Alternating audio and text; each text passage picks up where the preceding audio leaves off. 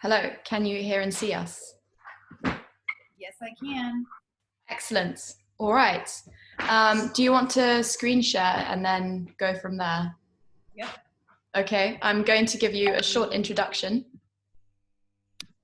seeing as we all are now in one place. Seeing my screen, right? Yep, I can see your screen. So just bear with me 1 second.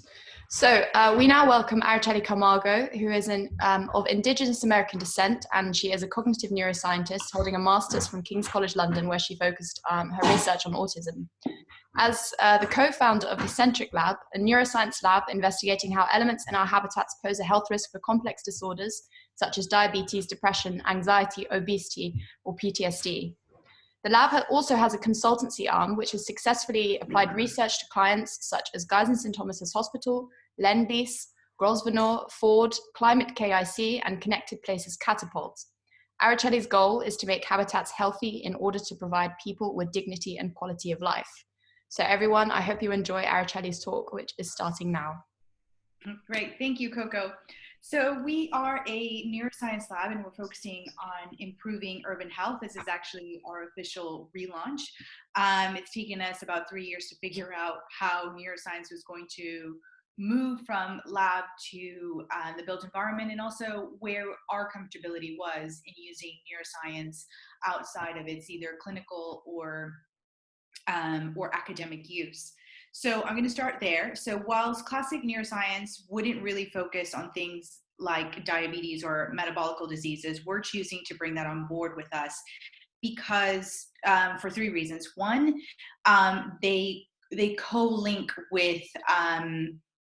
with mental disorders a lot of the time. So for example, somebody that's been diagnosed with PTSD more than likely is going to be at high risk for diabetes and obesity later on. The same thing can be said with depression and dementia, which are both being highly linked to diabetes.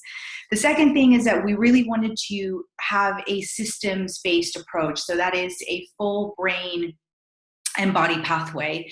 And we're doing this through studying the HPA axis, or the stress response. And the stress response, again, is very highly linked to both metabolic and mental disorders. And the final reason that we were looking at focusing on the two is because they are rising in urban environments. Technically, they're rising across every geographical environment. So whether it's a small town in the UK or rural America, they are increasing. But the reason we're going and focusing in cities is because we're taking also climate change into consideration. So the fact that climate change is going to displace a lot of people, which means that they are going to be moving into towns or into cities, which means that we're going to go through a very quick, highly urbanized transition in the next 10 to 15 years.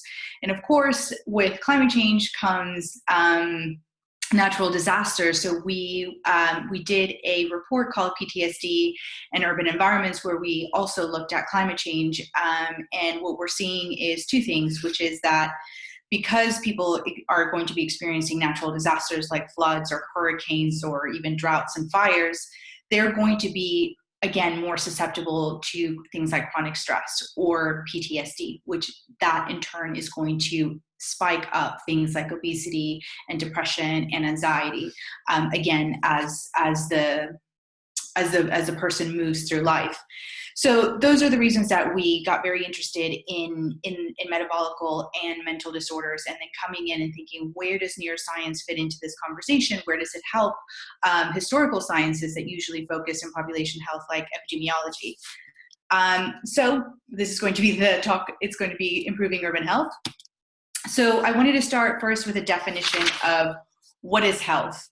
And this is what I came up with. It's not the classical definition of health, but it's the ability for our biological systems to enter homeostasis after experiencing trauma or stress through our entire lifetime, to give us all an equal opportunity to realize our full potential. So I'm kind of putting in a little bit of biology and a little bit of, I guess you could call it, cultural philosophy. I don't know if you guys have heard of structural inequality or structural violence, actually. It's a term that came about since the 1800s to describe exactly that sometimes there are certain people in our society that are not getting an equal opportunity to realize their full potential because of things like poor health.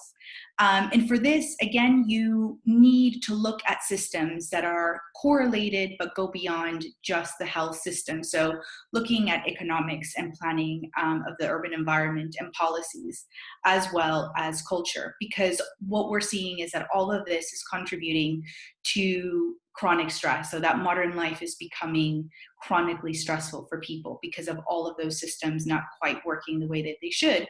And that, of course, when there is chronic stress, the stress response becomes deregulated. And I'm sure I'm preaching to the choir when I say that that has a very acute relationship with the immune response, which also becomes deregulated. And that is where we have the basis of many of the chronic health problems that we're seeing. So again, that's one, why we are focusing on the HPA axis or on the stress response, but that is also our own definition of health, is that it's not that people shouldn't, of course, experience stress, or that stress is going to be magically erased from our society, but it's the fact that it's happening in such a chronic level that our bodies are not having the opportunity to come back to homeostasis. That is the big problem. And unfortunately, that is now, we're seeing a fundamental shift in our demographics, that we have people who are experiencing very different levels of life expectancy. You know, we just had that recent statistic that specifically poor women, their longevity is becoming a lot different than their wealthier counterpart. So then the next question is, what is health? Or what is healthcare, actually? So for that, I am introducing you to Bernie Sanders and Killer Mike. I'm sure you all know who Bernie Sanders is. Killer Mike is a hip hop artist, but also very much a community leader and civil rights leader in Atlanta. And so Killer Mike was asking Bernie about health and what is he going to do about healthcare? And this is what Bernie said. So he says that healthcare is giving a lifestyle which prevents disease in the first place. But then he goes on to say that it's got to do with nutrition and with decent housing.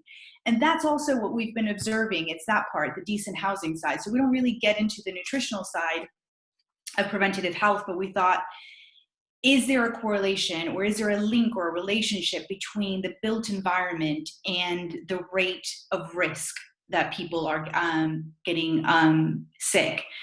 So this is our full list. It's that people should have access to green spaces, access to clean air, access to clean water, to thermal comfort. So that relates to urban heat island effect, which is that areas that are highly urbanized with poor green spaces create microenvironments that are hotter. So for example, we looked at the 2003 heat wave, and we saw that the heath can be up to, or the homes even around the heath can be 15 to 20 degrees cooler than the middle of Peckham. So that's actually quite a massive difference, especially when you're talking about health. And then access to quiet spaces, access to restful spaces, and then the last one is access to dignity. And I think dignity is something that I would like to impart in the health conversation. I think it's something that is happening even right now as we're facing coronavirus, that people aren't realizing how hard and how difficult it is going to be for some people to access the right food, to keep their immune system up, or even be able to rest because they're in the service industry and they're not going to be able to rest because they might do shift work as well, and how that compromises their immune system and how that exposes them even more, or makes them more susceptible to something like a virus. And that is, I think, a symptom that a society isn't dignified or isn't providing everyone with dignity, or the dignity of having good health.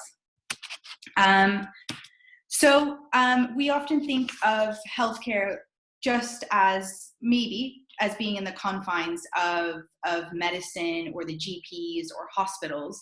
And what we're asking is that maybe we should start thinking about it in a more culture and urban system perspective.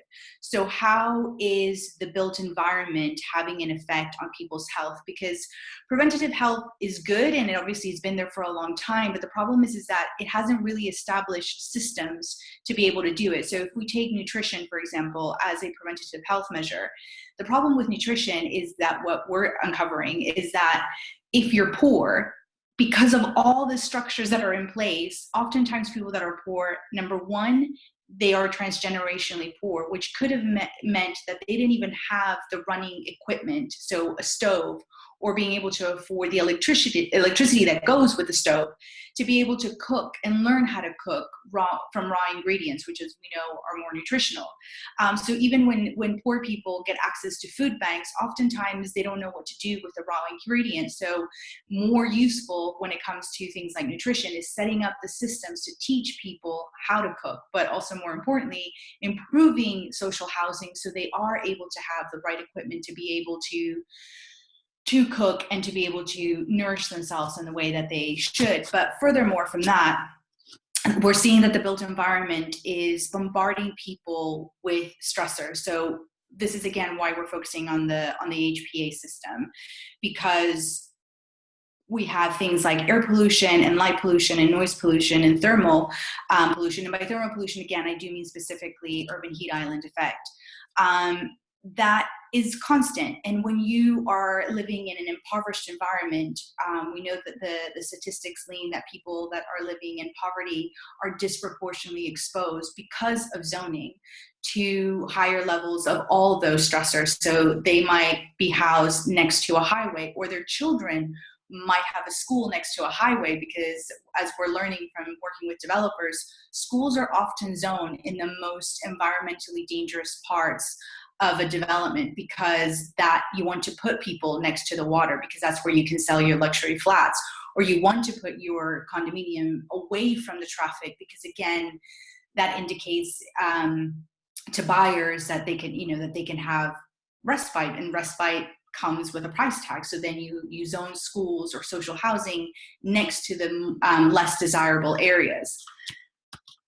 So in order to do that, we needed to come up with a way to analyze the built environment. And we can't go and do neuroimaging. That was going to be impossible, especially if we wanted to not necessarily compete, maybe it's not the right word, but if we wanted to scale up in the same way that epidemiology can scale up, right? That epidemiology can look at population levels. Unfortunately, neuroscience can't do that because of the techniques. But neuroscience is also now moving into using apps. There is a really interesting study from NYU that's used an app to track the sleeping patterns of babies to look at when our brain develops an actual sleeping pattern. So if the sleeping pattern was random, or if it actually there is a pattern to when we start to develop the neurological systems for our sleep-wake cycle. And so that's really interesting to start looking at technology as another way, aside from neuroimaging, to be able to help us. So one day I was walking, and I had been walking from North London to Shoreditch, which is about an hour and 20-minute walk.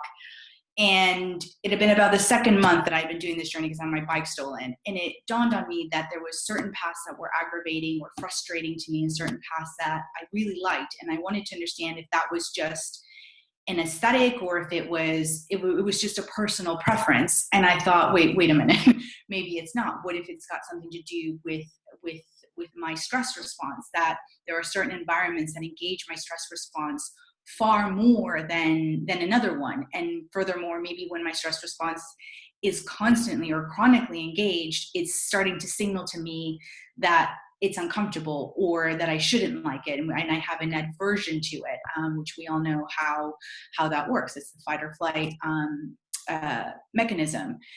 So we went to look at what are the things that we can measure from the built environment that move away just from something psychological or cognitive or even behavioral. And we thought, okay, what about the stressors? So those are the stressors that we identified, the ones that I already listed. So light, noise, air, and thermal pollution.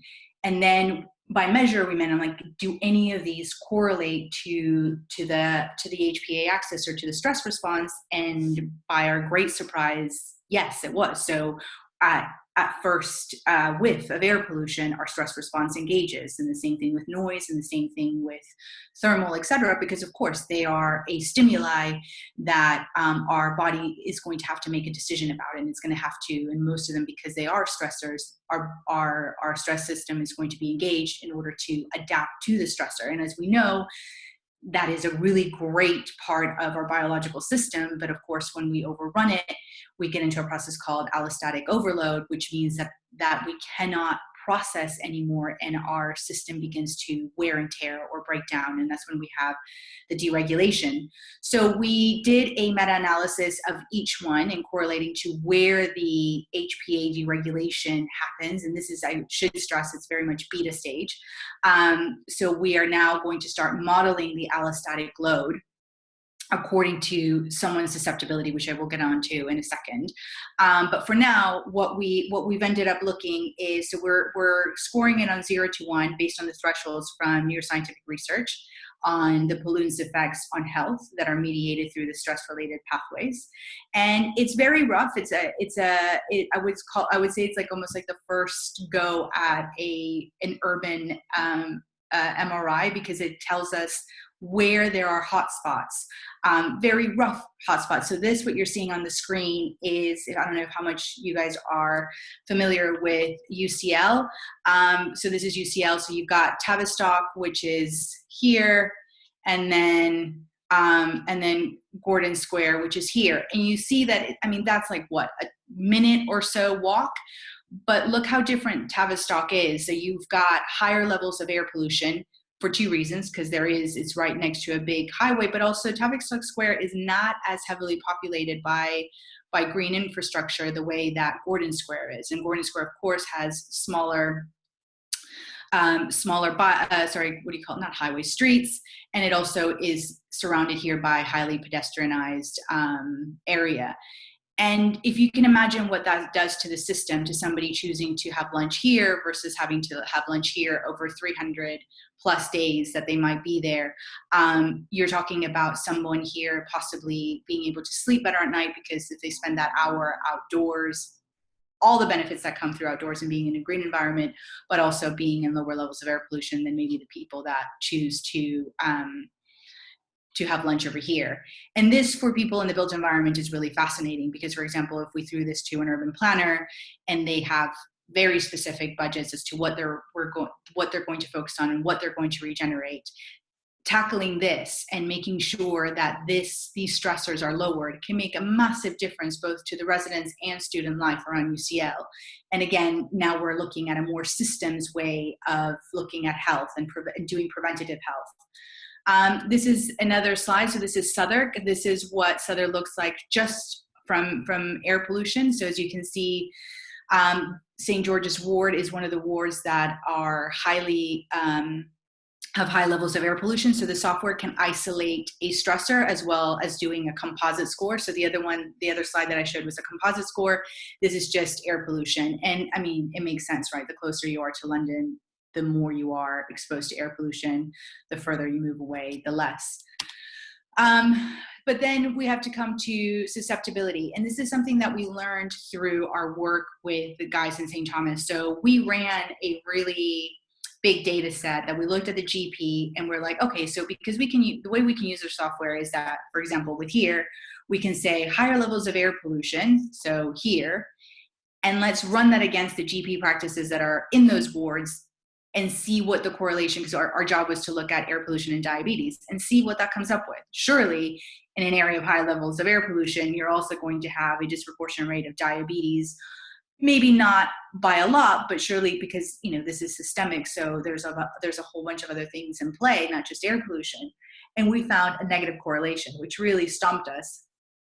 So we went back to the drawing board, and we said, well, this is impossible because all the epidemiological evidence And cohort studies are pointing to very much a correlation. I mean, there is even something mechanistic, right? Because air pollution particles can actually change our insulin response, which then would have a much more direct link to diabetes. So what we realize is actually what we have to first identify is susceptibility.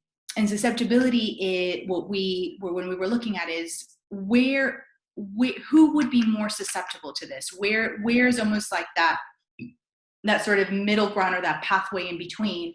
And so again, we went back to the stress response. And so then we did a literature review of looking at the stress response in impoverished environments, and then looking at that in regards to their rate of health risk. So for example, a impoverished environment in their correlation to diabetes or PTSD, et cetera, et cetera. And what we ended up finding is that people that are exposed to, for example, in the womb environment, that are exposed to chronic stress through the parent, they end up having more susceptibility to things like asthma from air pollution than kids that do not. And that's people living in exactly the same environment. So it's not just the exposure to air pollution, it's what is your biological system doing? Does it have a susceptibility due to being chronically stressed or having a deregulation? And so when we thought, okay, well then how do we do this? So we ran this against the IMD index of deprivation. So it's the index of multiple deprivation, and we use that as a hotspot, as a proxy for a deregulated system, because it's a very great composite score of everything from looking at poor housing to your economics. And we understand that poverty puts you at higher levels of psychosocial stress. We also did an analysis that psychosocial stress is highly correlated to disease because of that, because of the deregulation of the stress response or the allostatic overload. And so then when we ran the data, then in that perspective, then we started to see more correlation. So this is a composite of both air pollution and IMD layered on top. So you can see that it changes a little bit in regards to where the susceptibility is. So it's not just now that those that are closer to London, yes, that is still the case, that is still red zone, but then we also have zones over here which are also a hotspot, that are not necessarily just linked back up just to high levels of air pollution. Because you can also have, when you have a deregulated system, even low levels and ambient levels of air pollution can be just as harmful as high levels. And that is something that is really interesting and important for us to continue to understand, because of how you deploy then health facilities. Again, we ran into this very quickly, because then we went to help a South Hall community who's experiencing high levels of air pollution due to a new construction site. And unfortunately, Public Health England made the same mistakes that we did, which is that they just ran the big data, the GP data, and said, actually, we have found no correlation. But we ended up doing a study just on susceptibility, and to say, number one, you can't dismiss the fact that these people are very much going to their GP practices. They are going at a higher rate than they were before the development started and started pumping higher levels of air pollution. But two, they've got very physiological proof, right? They're getting more asthma attacks. They're getting hospitalized more often for asthma. So these things cannot be ignored. And I think one of the mistakes that it gets made in that perspective is that, yes, if only maybe 2 out of 8 people out of the street get sick from air pollution, to date the theory has been, oh well, that's not significant, so there isn't, it's not air pollution that is to blame. And we're actually saying, well, maybe in those 2 people, they're getting sick because they're susceptible to it, that there's something about the psychosocial stressors and psychological stressors in their life that is making their system more susceptible to air pollution.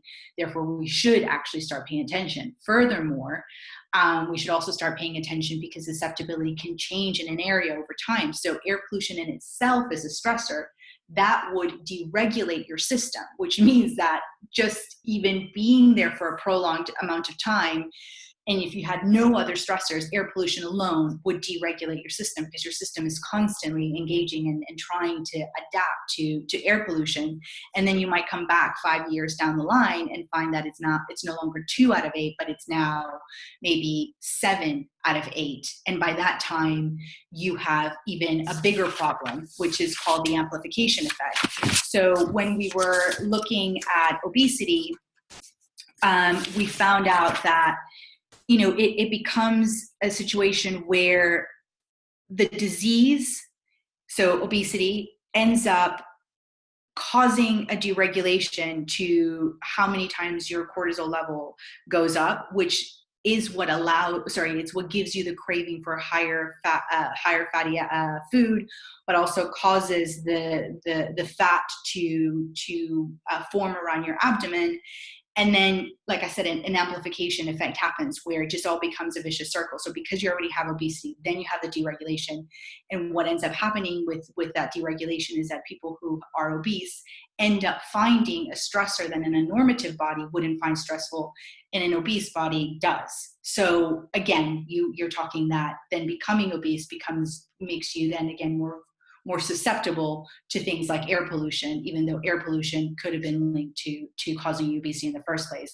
And that amplification is what we have to be really careful, because the longer we keep these communities in these types of environment, this amplification effect can make it then very, very difficult to reverse and to start and allow them to have any fighting chance of healing. So that phenomena we call biological inequality. It is a term that we have coined in our lab, and these are the people exactly that I've just been describing, that they are exposed to disproportionate levels of environmental stressors. They're also exposed to disproportionate levels of psychosocial stressors that are related to poverty, and therefore are showing higher levels of health issues. And it is those people that I think we need to focus on. I think it is in those people that we really need to understand disease and disorders in, because it is where things can happen and can go out of control very quickly. Here's the definition. So a person's disproportionate chronic exposure to environmental psychosocial stressors, putting them at risk for complex metabolic and mental disorders. So what we see in impoverished environments or in poor people is that they don't just have obesity, they will have obesity and also diabetes and depression or anxiety. Like, it starts to get very comorbid very quickly because of, like I said, because of that amplification effect.